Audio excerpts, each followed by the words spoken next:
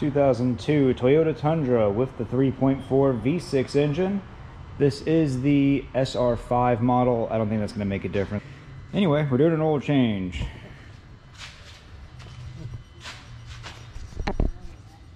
Over our computer, we can see that with filter, this vehicle requires 5.5 quarts of 5W30. Conventional or synthetic is not specified, so you can use either or. I would recommend conventional unless you have a very high mileage one. You might consider a full synthetic. For this oil change, we're going to be using the oil filter from CarQuest Romeo 85348. Alright, underneath the vehicle we got our 14mm drain plug, and there's our oil filter right there. Let's go ahead and get rid of the drain plug. I'm going to probably need 2 hands for this.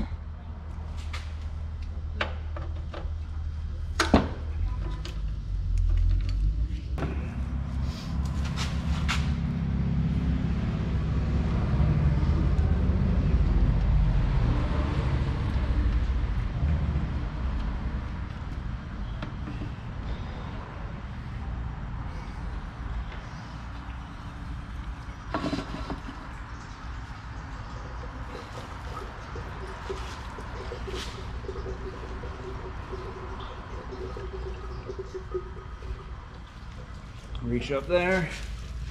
I know you probably can't see from my camera angle.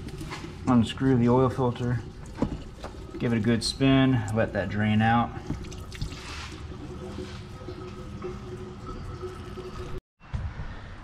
After your oil filter is done draining, go ahead and finish removing it.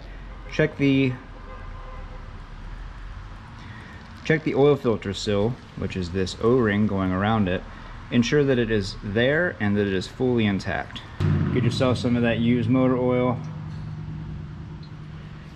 Lube up your new oil filter O-ring and install. Put your oil filter down hand tight and done.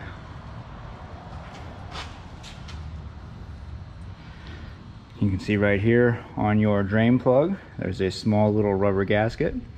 Check that, ensure that it's in good shape, there's no cracks or damages to it. If it looks good, go ahead and reuse it. If not, replace it.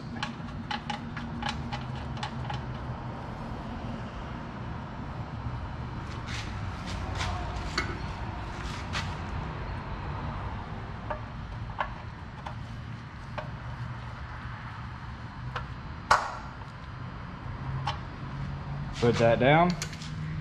Give it a good whack. After you've got everything buttoned up underneath, come back in with some brake clean. Spray down the drain plug area and the oil filter area. That way next time you're working on this vehicle, if you see oil in those 2 areas, you know that you have a possible oil leak and not that you just left a mess last time you did the oil change.